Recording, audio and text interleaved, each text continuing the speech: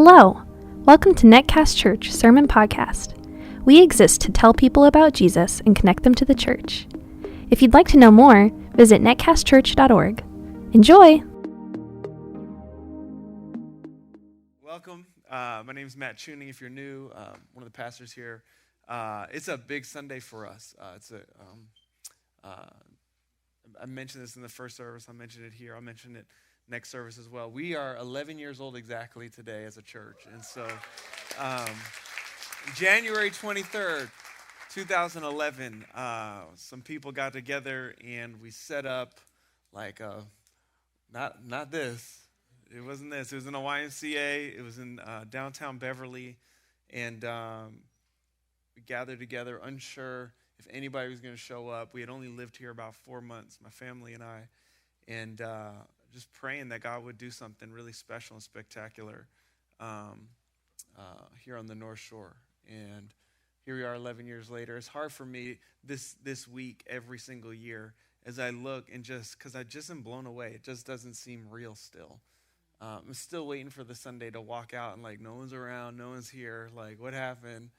Oh, it was all a dream. And but just to see, here we are 11 years later, and it's got so many stories. It's not about the numbers of butts and seats. You know, I think growth is important. I think healthy things grow. I think that God's kingdom should grow and advance, and that there should be more people following Jesus today than there were 11 years ago because of our existence. But we've had the unique opportunity to communicate the gospel message of Jesus to tens of thousands of people over the course of the last 11 years. And so many lives have been changed. There's so many stories of people's lives just completely being changed. So many baptisms, so many stories like Talia's, you know, where people radically have a moment when we gather together and it's like, oh my gosh, it's almost as if like the floods are just opened up in their lives and like their minds are aware of the beauty and majesty of Christ. And then there's other people where their story is like, yeah, I've been here like a year, and then it's like kind of just clicked.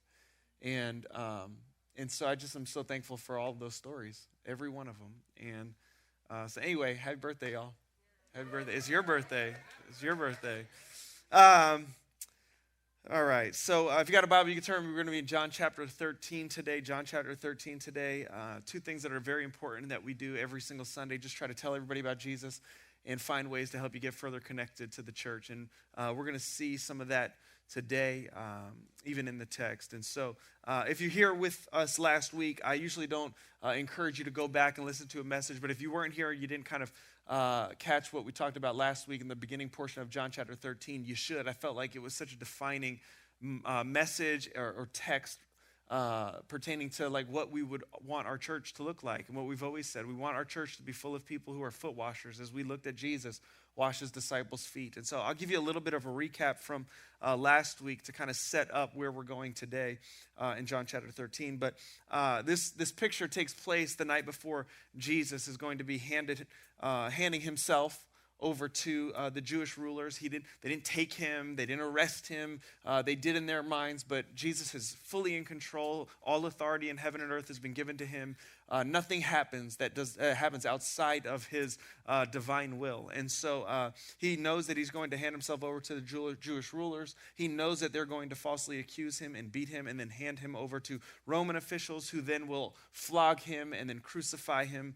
And he knows this is coming.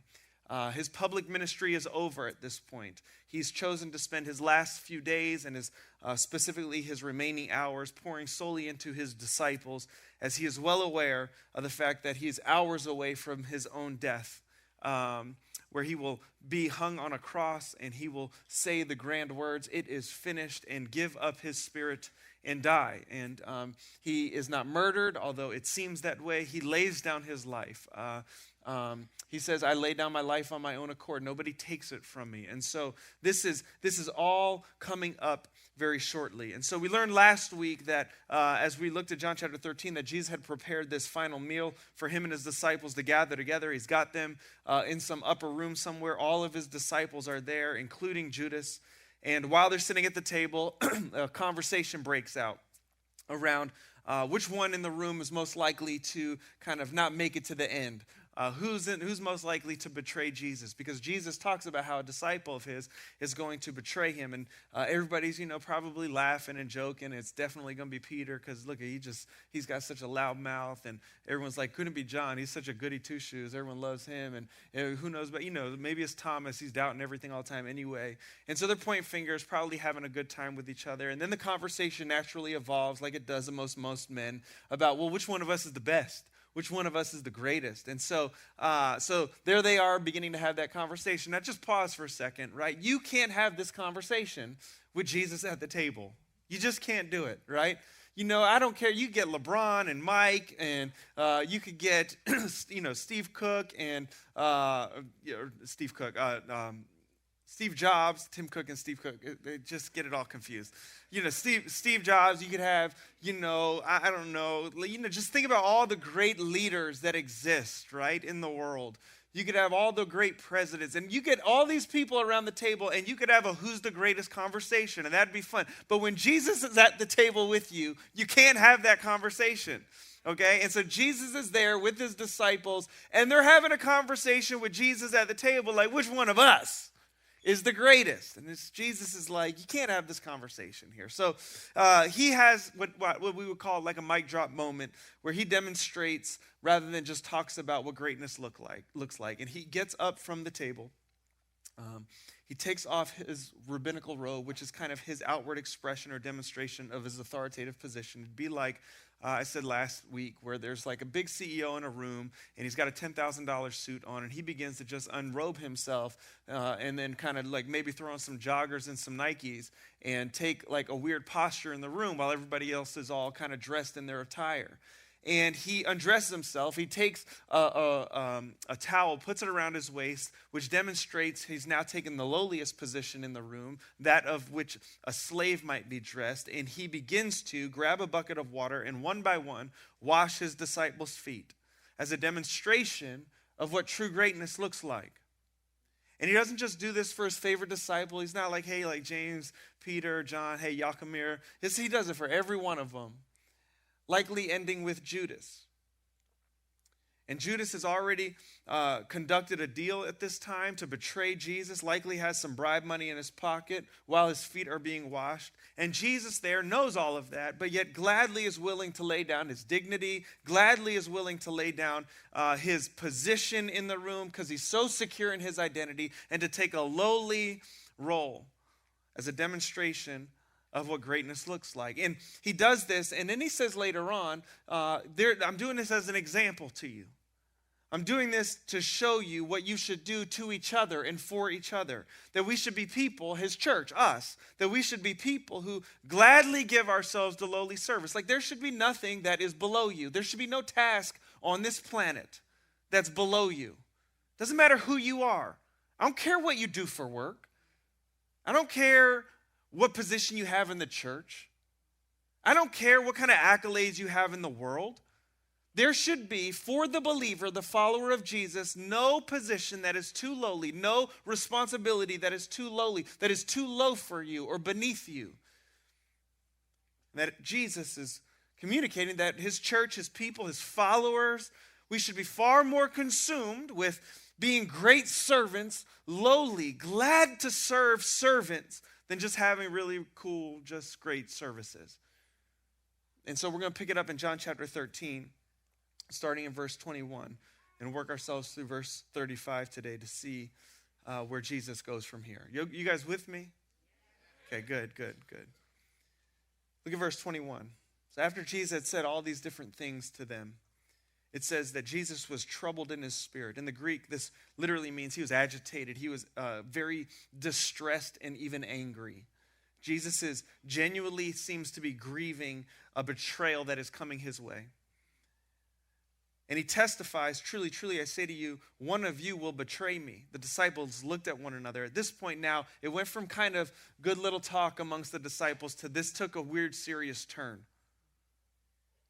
And they begin to look at one another, uncertain of whom he spoke. One of the disciples whom Jesus loved was reclining at the table at Jesus' side. Now, John, we know from his writings that he's always referring to himself when he says the disciple who Jesus loved. He didn't want to like name drop, so he just was like, the one that he loved the most. All right? And so one of the disciples, John, who's writing this, was reclining at the table with Jesus. And Simon Peter seems to be on the other side of the room, motions to him and motions to John to ask Jesus of whom he's speaking about. Like, who's the snitch? So that disciple, leaning back against Jesus, says to him, Lord, who is it? And Jesus answered him, it's he who I will give this morsel of bread when I have dipped it. And so when he had dipped the morsel, he gave it to Judas, the son of Simon Iscariot. So let me just paint the picture here really quickly, because there's some small detail in here that is given to us to help us fully understand how this goes down.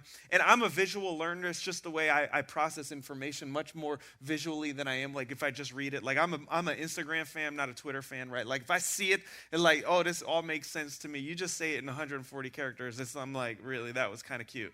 Okay, and so, but I don't get it. And so it says that Jesus was reclined at the table with the disciples or with the apostles. And so if you were to look at like an old painting of the Last Supper, usually that's not what you see. Usually you see people sitting at this massive table, and the disciples are kind of all gathered around, and they're all sitting there at one large table eating together. Here's why this matters, because John, it says, was sitting. It basically is showing this picture of in the kind of like old tradition, the way that they would gather together for this meal was not at a large table. They would actually have small tables. They'd kind of sit down, crouch on the ground. If you've ever watched even a Middle Eastern movie, right, where they're gathering together to have food, it's always on the floor. It's never like sitting high up. And so this was a tradition of how they would eat. So they'd all kind of like be sitting around the room. They'd have small tables maybe next to them where they'd have some food, maybe their glass of water or wine or whatever was at the table with them. And they'd kind of just be reclining back, sitting next to each other, and they'd be having conversation. And so it says that John was sitting on the ground, reclining next to Jesus in such a way that all he had to do was kind of lean back, and his head would be kind of like face to face with Jesus. And so Peter is on the other side of the room, and there's all this talk about betrayal. And so Peter, you know, being the guy that he is, he's like, he wants to know what's going on. Like, he wants to be in the inn. And John is close with Jesus. He's the most loved. And so he motions over to John. He's like, yo, John, like, go you find out, like, who's the snitch?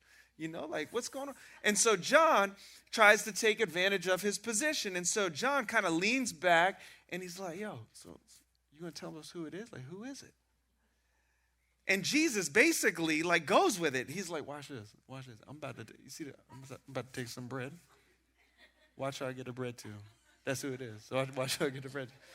And he, like, leans back, grabs some bread. He's like, Judas, for you, dude.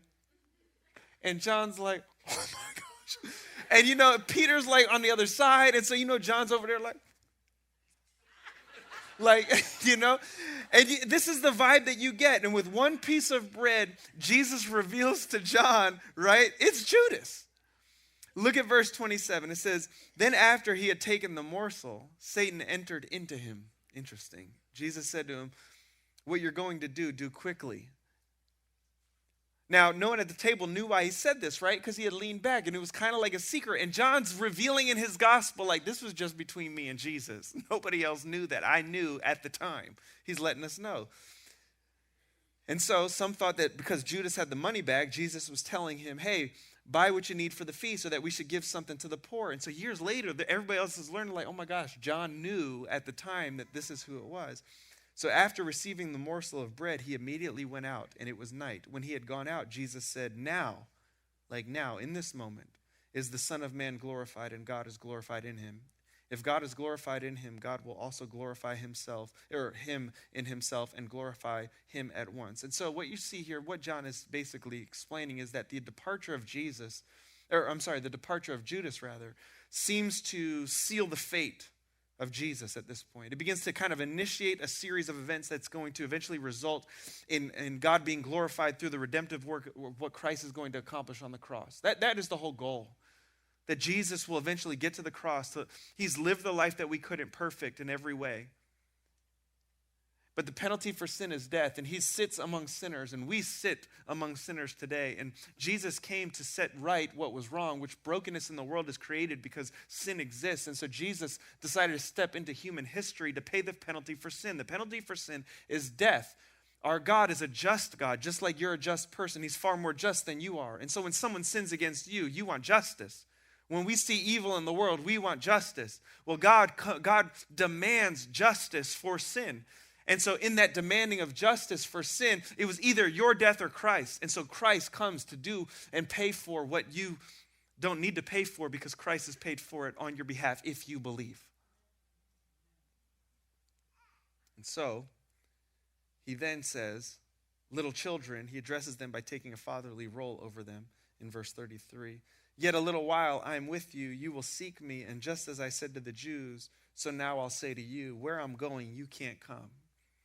What he's not saying here, he's not saying, hey, listen, I'm heading over to going to the city. You can't come with me. He's not saying, hey, I'm going to heaven and you're not allowed into heaven. He's actually making a very blatant statement. He's said on multiple occasions he's going to have to take up his cross. He's told them on multiple occasions that he will rise again. And what he is saying here, he's not saying I'm headed to heaven. Sorry, you can't come. What he's saying is that I'm the only one that could go and do what I'm about to do. I'm about to go to the cross. I'm about to pay for sin. And you can't do that. But here's what you can do. And he gives them their marching orders in verse 34. A new commandment I give you, that you love one another. Just as I've loved you, you also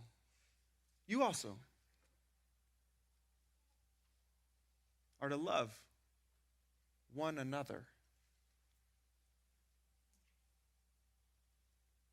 By this, all people, not some people, all people, by this, all people will know that you are my disciples if you have love.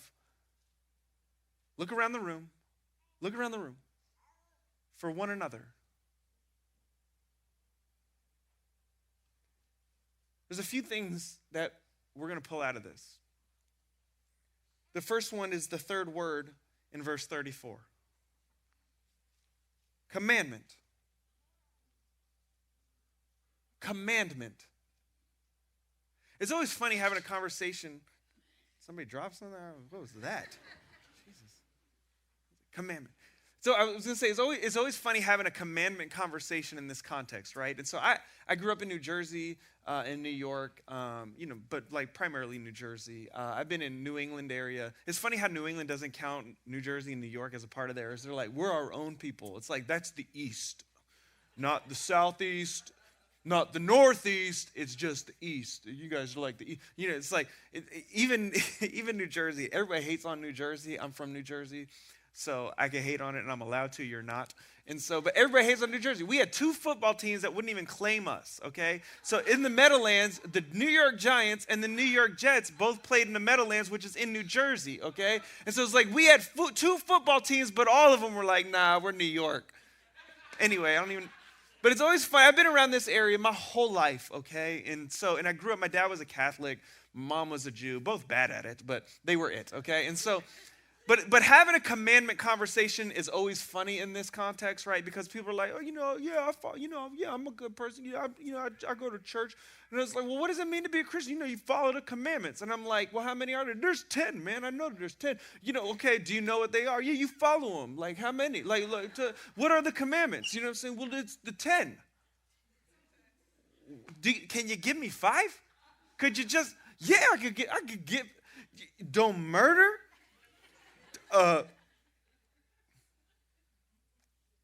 Don't murder, man. Murder's bad. And I ain't never murdered. It's like, that's all you got? There's more.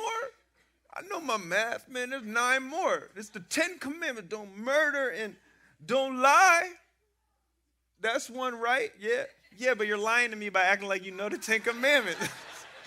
Right? It's just, so having a commandment conversation in this context is always the best. I love it. But I want you to notice that word, commandment. A new commandment I give you. If you're a follower of Jesus, this is important. If you're a Christian, a child of God through faith in Christ, you are a person under authority. You are not your own. You do not call the shots anymore. Jesus is more than a master to you, yes, but he's not less. He's master. He comes to you with more than commandments. He makes you family. He loves you. He's not just a command giver, but he's not less than that. If you are a person who follows Jesus, your life is defined by the will of another, and his name is Jesus. What he wills, you want.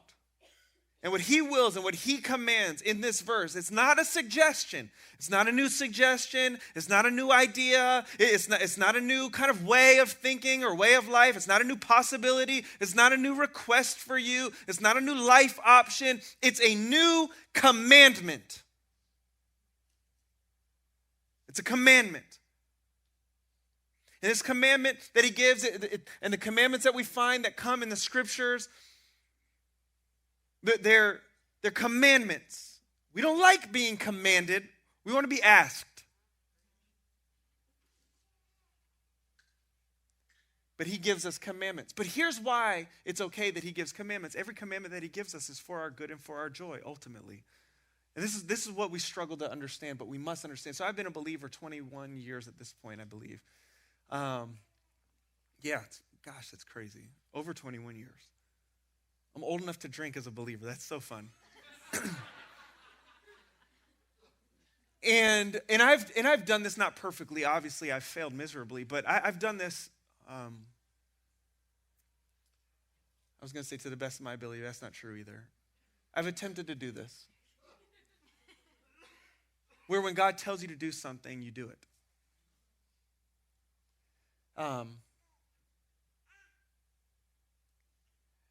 That when he gives us ways of life, that we put them to the test to see, is this really what brings life? Because, when God tells us to do something, sometimes you're like, come on now, I think I have a better way. But I'd encourage you, test them.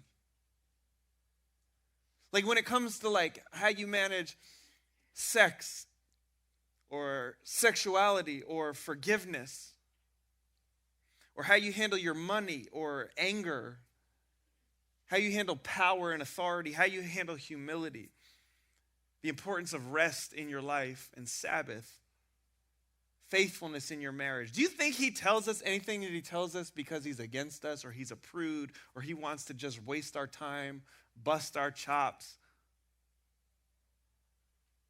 It's always for our good, for our joy. After 21 years of failing to do this well at times and doing this well at times, I can tell you beyond a shadow of a doubt that it is always for our good and for our joy. Many of the problems that you have in your life today are because you are not doing what he has just commanded you to do. And you want to blame everyone next to you. A new commandment I give to you, that you love one another. How? Just as I've loved you, you also are to love one another. The commandment to love one another is actually rooted in the Old Testament. Leviticus 19:18 tells us to love our neighbors as ourselves. And so this isn't really like a new commandment per se until you actually break it down and you understand what is new about this command. So there's a few things. Clearly here, Jesus is articulating the golden rule, or the Leviticus 19:18, which tells us to love our neighbor as ourselves. Every theologian commentary points back to Leviticus 19:18, which is this idea of loving others. And what Jesus is doing here is he's helping us understand this call with a greater understanding. So in the Old Testament, the neighbor would be seen kind of like how you see your neighbor. And Jesus is further articulating and helping us understand. So my neighbors were actually here in the first service. Literally, the family that lives next to me, they were here in the first service. Dave and Danielle, they're great. They're awesome. When you think of loving your neighbor, the church oftentimes gets confused with it. It's not talking about who lives next door to you. The neighbor is not that family. It's the believer, the follower of Jesus, that's next to you and in your crew. A neighbor is not based on physical proximity. It's somebody's kingdom commitment. It's us. You have to understand, like, religious people love to do this. It's like, oh, I'll love my neighbor, but like the guy 2 houses down, that dude. And you're like, no, like, calm down. That's actually not actually what the text even means. So that's something that Jesus is kind of building on. The second thing that we see, the Old Testament says, love our neighbors as we love ourselves. But Jesus tells us to love one another, not as we love ourselves, but just as he loved us. Because he knew that we would have a hard time understanding what it looks like to love ourselves. So here's something that's interesting. The Bible actually never tells you to love yourself. It assumes that you do. He's like, if you love them the way you love you. People are like, well, I don't really love myself. I need self-care. Oh, you love yourself. You don't like yourself. You love yourself, though. You have a faulty view of what love is, but you love yourself. You feed yourself. You care for yourself. You defend yourself. Like, you make sure, you love yourself. As a matter of fact, like, people oftentimes believe suicide is rooted in the idea of self-hatred. But oftentimes it's rooted in self-love. I love myself so much, I do not want to endure this anymore. It's a faulty view. The enemy thwarts things. And so Jesus comes in to make things clear where he says, you know what, love one another like I've loved you. And this is what it means to be a disciple. He says, all people will know you're my disciples. Like, everyone will be able to see you're my disciples if you do it. Well, what is a disciple? If I were to pose that question, when we do Discover, which we'll have one in February 25th and 26th, I'd encourage you, if you're not a partner here, you want to be at Discover, February 25th and 26th. So, but in Discover, we talk about what is a disciple, because we're called as followers of Jesus, as the church, to go and make disciples. Well, what is a disciple? So a disciple, just comes right out of this text. A disciple is somebody who is loved by Jesus and loves like Jesus. That's what we see here. Somebody who is loved by Jesus and loves like Jesus. Right? And this is where the church we want to streamline things so much to the point where we take true discipleship and don't want it to be what the Bible says that it is. And we just kind of want a short checklist to just check off, I'm a disciple. And so we think discipleship is a class or a Bible study, or it's an accountability group, or it's when 2 or 3 are gathered together in prayer, or it's training, or it's a seminar. And all of those things are good, and all of those things can contribute to someone being loved and loving others like Jesus. But being a disciple or discipleship is not just being a part of some sort of group or checking off the list of things to do or making sure that you showed up at church. Discipleship is inviting others to experience the love of Jesus and love others like Jesus loved them. That's what discipleship is. It's inviting others to experience the love of Jesus and to love Jesus, or love others like Jesus has loved them. And he says, when you do this, when you love like that, all people will know that you're my disciples. Look at this, verse 35. By this, all people will know that you are my disciples if you have love for one another. So Francis Schaeffer wrote a book in 1970 called The Mark of a Christian.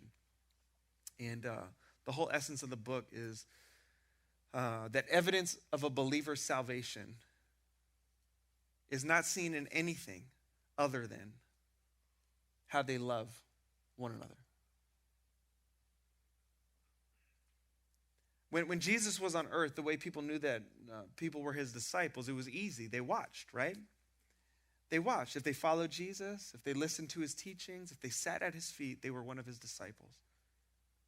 But when he leaves, how are they going to recognize who are his followers?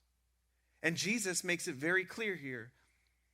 They will know that you are my disciples, and you're a part of this new community that I'm building and I'm forming by watching how you love one another. Like, every institution, every corporation, every organization, every movement understands this, right?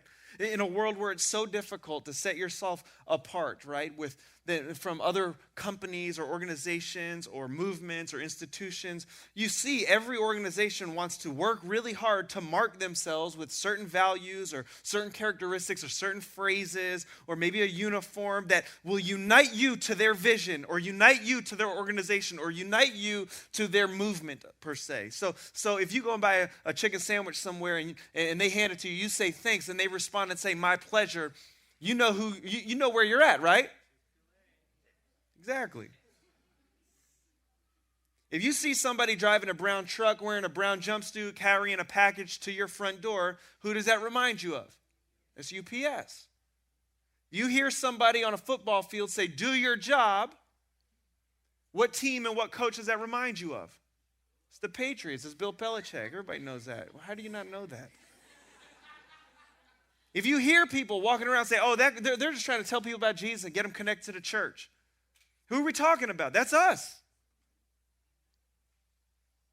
Now, though even the world understands that in an overcrowded, over-noisy, populated society with lots of noise, every organization, every institution, every movement, every business wants to find a way to separate itself. And so it might be a unique phrase or a value or a characteristic that does something about linking you to them, right? You hear me say, ba-da-ba-ba-ba. I'm loving it. And it's McDonald's. You're like, I want a burger. That's gross. And so Jesus says that for his church, the identifying marker for us will be, look how they love each other. Like, you need to hear this. I need to hear this. The local church should not be primarily identified by a big white steeple. So in Beverly, you got the steeple people. I'm not trying to rag on anybody. I'm just telling you the truth, okay? But, you got the steeple people. If you ever been go downtown Beverly, there's a sign on the big First Baptist Church in downtown Beverly, and they literally for years, I don't know if it's still there because I don't go downtown Beverly like I used to, but they called themselves the steeple people. I'm like, dang, that's one thing to be known for. Your steeple. The church should not be primarily identified by like clever signs with out on the front of your lawn with a cool little funny catchphrase about the Bible and their pastor's name on it. And listen, and you got to hear what I'm saying, not what I'm not saying, okay? Like, it's important to be marked by what is most important. So even things like being marked and known for, like, oh, we're the Rainbow Church, or we're the Black Lives Matter Church. Or listen, hear me clearly. I'm not against things. I'm for Jesus. And so to be more known for, or to wave any other flag other than Jesus. And listen, you know where I stand on these issues, okay? So it's not about the issues. It's about who are we for? We're for Jesus. And what must mark us? Well, Jesus says love.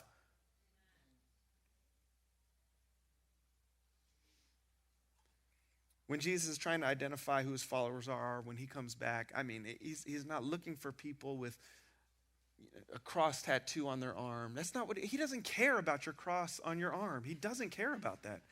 He cares about what's rooted in your heart. Is it love? He's not all pumped that you have a Jesus playlist on Spotify and he's like, that's my guy. Right? Or a breadcrumb and fish rather than Abercrombie and Finch t-shirt, right? Like, you know what I'm saying? Or Jesus is my homeboy hat. Like Christian culture is so whack. We think it matters. We think it matters.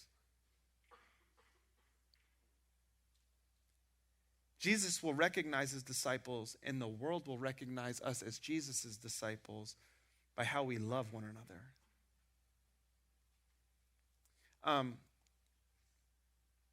There's 59 one another's in the scriptures, 59.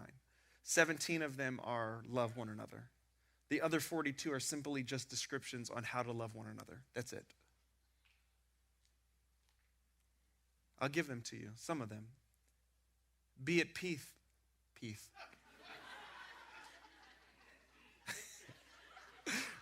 We should be at peace with one another. All of us. Why do I even do this? Be at peace with one another. Be devoted to one another in a brotherly way. Honor one another. Live in harmony with one another. Stop passing judgment on one another. Accept one another as Christ has accepted you. Instruct one another. Greet one another with a holy kiss. That one's a little, right? You're like, it's COVID, I'm married, I don't know. Time to go to church, honey. This is going to get weird. When you come together to eat, wait for one another. Kids, you hear that?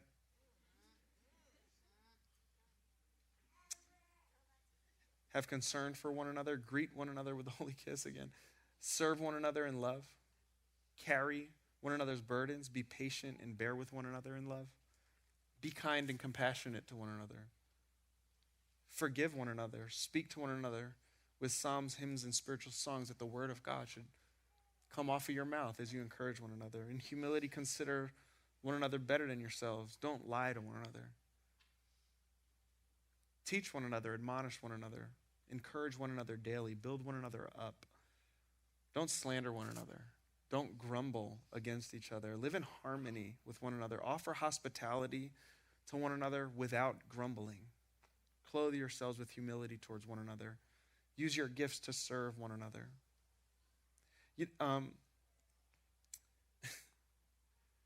One of the main reasons why we talk so intentionally about connection to the local church is because you can't do this by simply sitting in a row. Like, sitting in rows, it makes it impossible to do the one another's. And the primary activity of the early church was one anothering one another. This is what they did. And this is what made everybody else recognize who it was that they followed. We've talked for years about the importance of giving and serving and being in a group. Not because we care about getting you to sign up and grab our the thing that we're selling you. That's silliness. But giving and serving and being in a group, those are simply just pathways towards loving one another and being loved. Giving doesn't just align the local church with the heart of a human being and then supernaturally grow that human being's heart in their love for God and his kingdom. It absolutely does that. Jesus talks about that in Matthew chapter 6. That is clear as day. But generosity to your local church, it also provides resources necessary to lovingly care for one another's needs as those needs arise. I mean, over the course of the last 11 years, the hundreds of thousands of dollars that we have given to people who had needs, whether it be immigration needs or groceries or counseling or education or housing needs or utility bills paid for or medical bills or car problems or missionary callings that are been placed on people's lives or single moms who are in need or sending people on respite trips. I mean, we have done all we've known to do to make sure we're providing a place where needs are cared for. None of that is possible without the generosity of God's people helping us lovingly care for one another. So when you hear somebody get up and talk about the blessing of giving, don't get mistaken that it's somebody needs your money. It's the call, it's the command on Jesus' life, or it's a command on our life rather from Jesus to lovingly care for one another, and sometimes that costs something. It also provides us a space for us to lovingly come together and worship God and gather together as the family of God. It provides salaries for pastors and missionaries and the families that they have to as they're called by God to faithfully spend their days organizing and serving the local church so that she can properly care for and love one another well. Serving within the local church provides opportunities for us to lock arms together with other foot washers like we talked about last week so that we might be able to love each other. It provides specific places within the church or roles or responsibilities that we can have within the church for you to love one another by utilizing the spiritual gift that God has given you to build up the body of Christ. Serving, it unites the team as God's people, and it unites us to work together to tell more people about Jesus and connect more people to the church, which I don't know of a more loving thing that you can do. Groups. We tell people to get into groups, not because we feel like, oh, you just need another thing to do. No, it identifies a group of people for you to love and to be loved by, because we are commanded in Scripture to be those types of people. Like, you cannot do that in rows. It can't happen. It has to happen in circles. It has to. And so when you think, when you believe in the Western idealism of Christianity or the American dream that you could kind of just do this thing and show up and pay your dues, where you treat the church as if it's AMC theater, where you get your entertainment, you pay your dues, and I'll go on my way with my popcorn, like you have falsely believed a lie. You've believed a lie. Jesus has no provision for anybody in his church, in his people, to just be somebody who fills a role in a row. And if you think you can do that, or if you think you are doing that, if you think you're fulfilling the commandment to love one another disconnected from the local church, I'm telling you, you're not. Because this is the one another.